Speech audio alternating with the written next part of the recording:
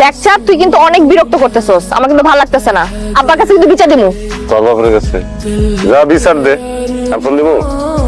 হ্যাঁ ক এমন এক বাপ লইতেছস, তোর বাপের মনে আমি ডরাই।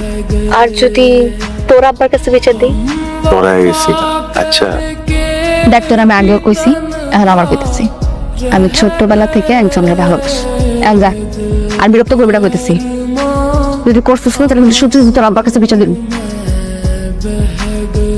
আম্মাজান কলেজে যাইতেছেন? না আব্বা, পার্লামেন্টে যাইছি। আম্মাজান যাবেন যাবেন, আপনি একদিন পার্লামেন্টে যাবেন। ফারুক আম্মাজানের কলেজে দিয়ে আয়। আব্বা কতদিন বলছি না আমি কলেজে একা যাইতে পারি।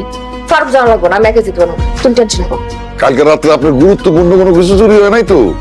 ওই শালার ব্যাটারে পাইলে খেলার প্যাটার্ন তো পাও নাই, এমন তো লাভ আছে? তুমি এখন ওই কাল রাতে চোর নিয়ে পড়ে আছো, তুমি যা দেখো এতক্ষণে চোরের নতুন চুরির মতলব করতেছে। আচ্ছা আমি যাই, আমার বুঝে বাবা, তুই বলে কালকে বাড়িতে গেছিলি? তুই জানোস না দুই বাড়ির কি সম্পর্ক? পূর্ণিমারে যে তোর সাথে মানাই তো বাবা, দুইটা পরিবারের সম্পর্ক যদি আজকে ভালো থাকতো তাইলে তো আজ পূর্ণিমা আমার বাড়ি বৌমা আসতো। বাজার থেকে জানোস তোদের দুইজনের জন্ম কিন্তু একসাথে, কেউ পাখিদের মতো।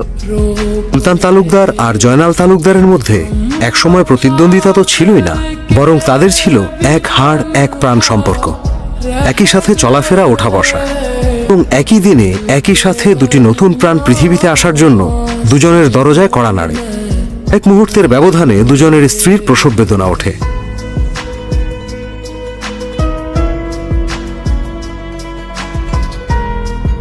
একই সাথে পৃথিবীতে আসা এবং একই সাথে হেসে খেলে বেড়ে উঠতে থাকা দুটি নিষ্পাপ প্রাণ, এ যেন হাজার জন্মের জুটি।